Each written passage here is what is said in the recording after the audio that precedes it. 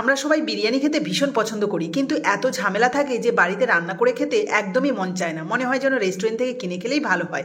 তবে চিন্তা করার কোনো কারণ নেই। আজকে আমি তোমাদের সাথে শেয়ার করব কিভাবে কোনো ঝামেলা ছাড়াই বিরিয়ানি বাড়িতে বানানো যায় একদম অল্প সময়ের মধ্যে।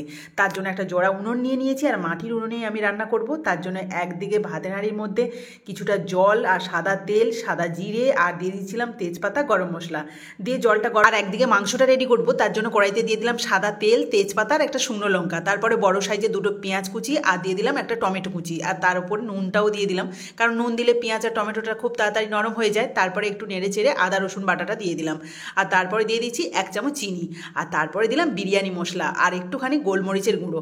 এরপর 1.5 মিনিট মতো ভালোভাবে মশলাটা কষিয়ে নিয়ে মাংসগুলো দিয়ে দেবো। আর যেহেতু বিরিয়ানির মাংস সেই জন্য একটু বড় বড় রেখেছি। আর হ্যাঁ, এখানে কিন্তু হলুদ বা লঙ্কা গুঁড়ো কিছুই ব্যবহার করিনি, তবে কয়েকটা কাঁচা লঙ্কা ব্যবহার করব। তবে এর স্বাদটা কিন্তু সব থেকে সেরা হবে। তো ভালো করে মাংসটা কষিয়ে নিচ্ছি। দেখো কালারটা কত সুন্দর এসছে, মানে পোড়া পোড়া মতো হয়ে গেছে মাংসটা।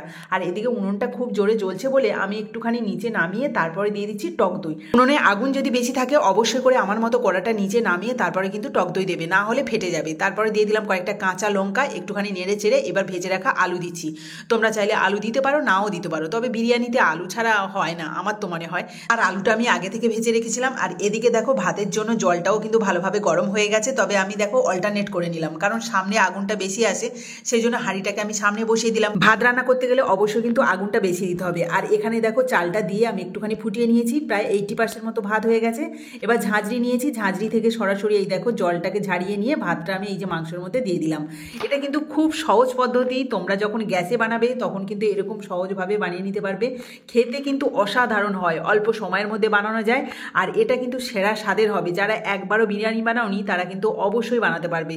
একবার আমার মতো করে ট্রাই করো। তো দেখো সব ভাতটা দিয়ে দিলাম, তারপরে একটু কাজু কিশমিশ দিয়ে দিচ্ছি, আর এখানে দিয়ে দিচ্ছি 1 বাটি লিকুইড দুধ। তারপরে নিয়েছি কিছুটা কামধনু রং, তাতে দিয়ে দিলাম আতর। আতরটাকে ভালোভাবে গুলিয়ে নিয়ে ভাতের ওপর দিয়ে দিচ্ছি, আর তারপরে দিয়ে দিচ্ছি কেওড়া জল, গোলাপ জল, আর তারপরে দিয়ে দেবো ঘি।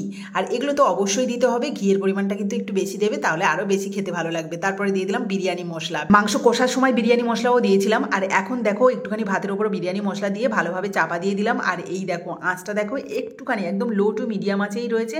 আর 5 মিনিট থেকে 7 মিনিট মতো আমি চাপা দিয়ে রেখেছিলাম। আর এত সুন্দর কালার, এত সুন্দর গন্ধ বেরোচ্ছে, কি বলবো। মানে দেখার সঙ্গে সঙ্গে তো আমাদের কুট্টুসবাবু লাফিয়ে উঠেছে খাওয়ার জন্য। মাংস আলু খুব সুন্দরভাবে সিদ্ধ হয়ে গেছে, মাংসর গায়ে কিন্তু হালকা পোড়া পোড়া মতো আছে। এই বিরিয়ানিটা যে একবার দেখবে বা গন্ধ পাবে সে কিন্তু বাড়ি থেকে আর যেতেই চাইবে না, এত সুন্দর হয়েছে। আমি গ্যারান্টি দিয়ে বলবো, তোমরা যদি একবার বাড়িতে বানাও প্রত্যেকে কিন্তু ভীষণ খুশি হবে।